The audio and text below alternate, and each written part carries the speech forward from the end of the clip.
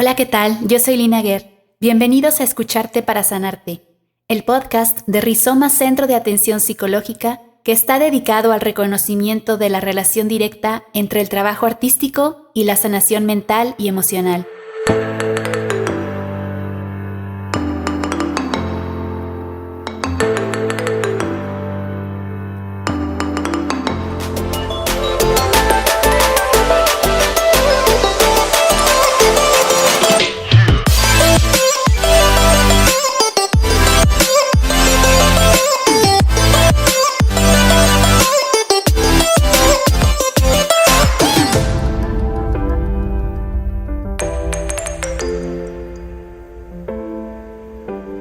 Durante esta primera temporada presentaremos a algunos artistas que han utilizado el arte como herramienta de sanación, con la finalidad de dar a conocer un poco de su vida y obra y compartir con ustedes los beneficios integrales que brinda el trabajo arteterapéutico.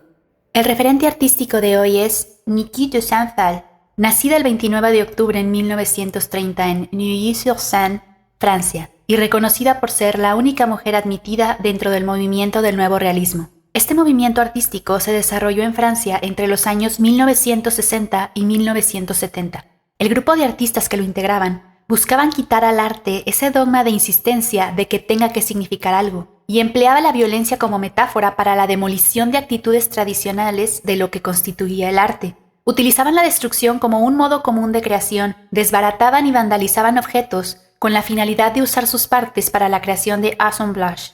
Adicionalmente, el nuevo realismo fomentaba el proceso de creación frente al público y lo invitaba a participar, lo que comenzó a deshacer el estereotipo tradicional del artista como una figura solitaria y posibilitó que el arte fuera accesible para la gente. Además, permitía que el producto artístico final fuera determinado por el azar, demostrando que el arte puede ser tanto espontáneo como estratégico. El trabajo artístico de Niki de Saint-Phal abarca varias disciplinas: el diseño gráfico, la escultura, la pintura, el performance, el teatro y el video. El tema central de sus creaciones es la intensa e inseparable relación entre su vida privada y su trabajo. Y a pesar de no haber tenido entrenamiento formal, su atinado proceso intuitivo ayudó a que su visión artística fuera ampliamente aceptada por el público. Advertencia: durante la siguiente transmisión se mencionan asuntos de sensibilidad como el abuso sexual intrafamiliar.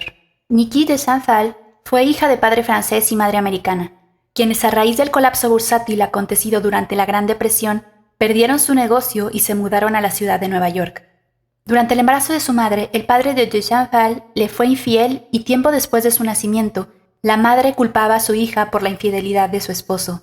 Niki pasó el resto de su infancia tratando de demostrarle lo contrario. La mala opinión que su madre tenía de ella le provocaba mucho dolor, por lo que rechazó su sistema de creencias y valores y creó el suyo propio. Adicionalmente, la artista no revelaría esta información hasta el año 1994, pero su padre abusó sexualmente de ella cuando Niki tenía 11 años. Este acontecimiento marcaría irremediablemente su vida personal y determinaría el discurso de sus piezas artísticas. En el año 1953 sufrió una crisis nerviosa y tuvo que ser hospitalizada. Recibió terapia de electroshock y le diagnosticaron esquizofrenia. Es durante ese episodio que se percata de que la pintura le puede ayudar a superar sus dificultades. 3 años más tarde empieza a incluir elementos tridimensionales en su obra, y de aquí surgen sus primeros trabajos de assemblage, con juguetes, objetos encontrados y elementos cotidianos. Entre los años 1960 y 1963, crea una serie de piezas artísticas a las que denominó tir, vocablo francés para la palabra tiros o disparos. La idea de esta obra surgió durante una plática que tuvo con su esposo, el artista suizo Jean Tinguely, donde le comentó la visión que tenía de hacer sangrar a una pintura disparándole balas de verdad, con la finalidad de ejecutar un asesinato sin víctimas. Para elaborar esta serie de pinturas mediante disparos, su trabajo consistía en la elaboración de assemblage cubiertos con yeso y pintura blanca hasta formar una capa gruesa que los cubriera uniformemente. Posteriormente les disparaba con un rifle y el impacto del proyectil creaba efectos espontáneos de pintura derramada, lo que terminaba el trabajo. Esta obra incluía elementos de espectáculo y performance, en donde se involucraba al espectador en el acto de la destrucción y la creación de la nueva imagen. De Saint-Phal aseguraba que los tiros eran catárticos, una manera de sacar su agresión de una forma violenta, puesto que sentía placer al dispararle algo y verlo sangrar y morir. Al dispararle a su propia violencia, ya no tenía que llevarla dentro de sí como una carga, así que se disparaba a sí misma durante un ritual que le permitía morir por su propia mano y renacer. No obstante, esta fascinación pronto se tornó en adicción. Se había vuelto adicta a disparar como si fuera una droga, y entonces decidió dejar de hacerlo. Y es que una vez que hubo exorcizado toda su rabia, tuvo que enfrentarse con el dolor y el sufrimiento subyacentes. Posteriormente vinieron las nanás, una expansión de su propia feminidad y liberación, símbolo matriarcal de libertad, alegría y poder. Y por último, la que ella denominó la mayor aventura de su vida, Le Jardin des Tarot. El Jardín del Tarot se localiza en la región de la Toscana, en Italia. Consiste en un grupo de 22 esculturas que representan los 22 arcanos de las cartas del Tarot de Marsella. Dusanfal tardó 15 años en completar esta obra, la cual consideró un espacio de diálogo entre la escultura y la naturaleza, un lugar para soñar, un jardín de alegría y fantasía donde la gente pudiera animarse, entretenerse y sentirse cautivada. Y es a través de esta pieza que finalmente puede realizar su misión de vida y comenzar a concluir su proceso de sanación. Por ejemplo, justamente de la escultura que representa al arcano de la fuerza, comenta que fue concebida y construida de la siguiente manera. Una frágil doncella conduce a un dragón feroz mediante un hilo invisible. El monstruo que la doncella debe domar está dentro de ella misma. Es su propio demonio interior al que debe conquistar, y a través de esta difícil tarea, ella descubrirá su propia fuerza. Respecto a la obra en general concluye: el tarot me ha dado un gran entendimiento del mundo espiritual y de los problemas de la vida. Y también me ha ayudado a hacer conciencia de que cada dificultad debe ser superada para poder continuar hacia el siguiente obstáculo y finalmente alcanzar la paz interior en el jardín del paraíso. Adicionalmente, después de un largo y prolífero proceso artístico de trabajo y sanación personal, en el año 1994 publica el texto Mon Secret, Mi Secreto, una obra ilustrada y coloreada a mano en donde relata el abuso sexual que había sufrido por parte de su padre. Y en 1999 publica Trace, en la que ofrece su perspectiva del tema de la lujuria parental en una familia aparentemente respetable. Afirma que el peso de esa verdad no revelada era terrible para ella y que el tema del incesto debe de hablarse abiertamente para que las víctimas no tengan temor de poder expresarse. Es importante mencionar que la publicación de estas obras no es en modo alguno un reproche hacia sus padres o una herramienta para satisfacer su necesidad de justicia y sus fantasías de venganza. Por el contrario, estos textos son el resultado de un largo trabajo de introspección y resolución de conflictos internos, en donde la realización de piezas artísticas juega un papel preponderante para alcanzar la culminación de su camino de sanación. Declara que ha escrito este libro en primer lugar para ella misma, para intentar liberarse por fin del drama que ha jugado un rol sumamente determinante en su vida y dejar por fin hablar a su niña interior.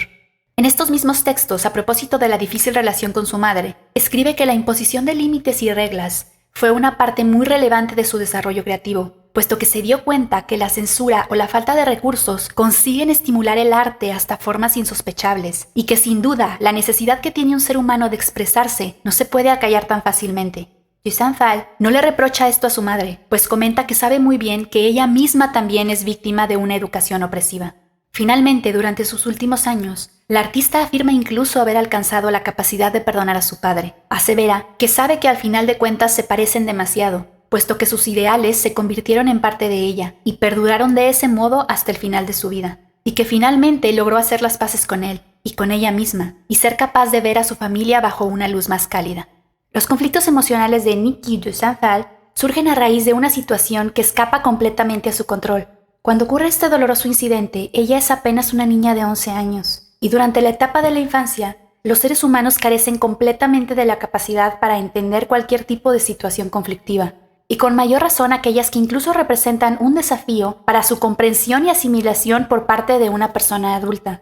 Esta incapacidad para discernir y digerir las experiencias frecuentemente resulta en la represión de los sentimientos negativos que éstas ocasionan, y entonces se produce un trauma. Sin embargo, a medida que se va sobrellevando el proceso de crecimiento, las personas adquirimos un mayor entendimiento respecto a nuestra situación particular y nuestro entorno familiar y social, lo que nos da la posibilidad de reevaluar nuestras experiencias traumáticas desde otra perspectiva. Siendo así, es pues responsabilidad de cada persona adulta reconocer y aceptar los sentimientos negativos reprimidos que nos ocasionan dificultades y encauzarlos hacia la resolución del conflicto emocional bajo el cual subyacen.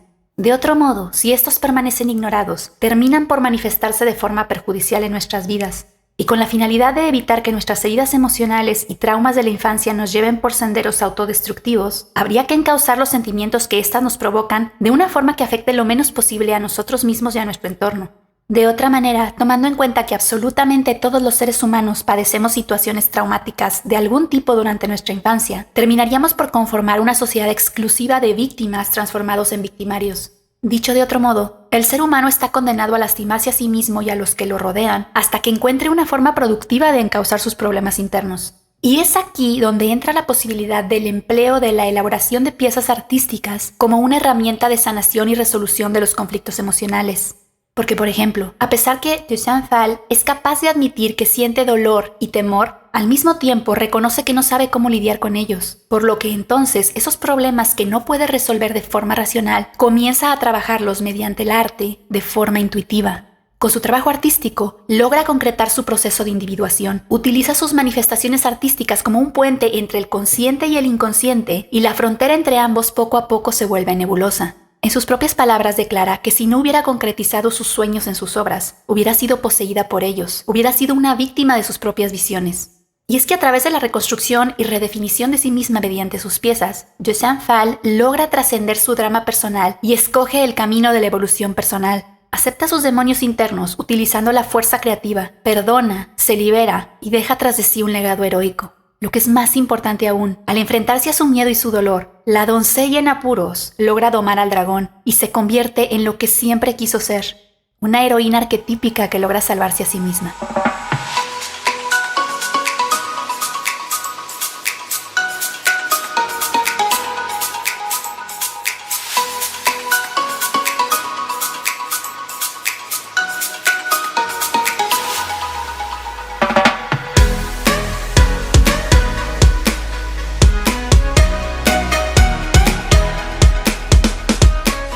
Muchas gracias por habernos escuchado. Esperamos que haya sido de su agrado. Gracias también a Paco Rojas, nuestro diseñador y editor de audio, y a Caro Raigosa, psicóloga y arteterapeuta a la cabeza de Rizoma, Centro de Atención Psicológica. Pueden seguirnos e interactuar con nosotros en nuestras redes sociales. En Facebook nos encuentran como Centro Rizoma, en Instagram como Rizoma-arteterapia- y en nuestro canal de YouTube como Centro Rizoma Podcast. Que tengan un excelente fin de semana y nos vemos el próximo viernes a las 11 de la mañana en el próximo episodio de Escucharte para Sanarte.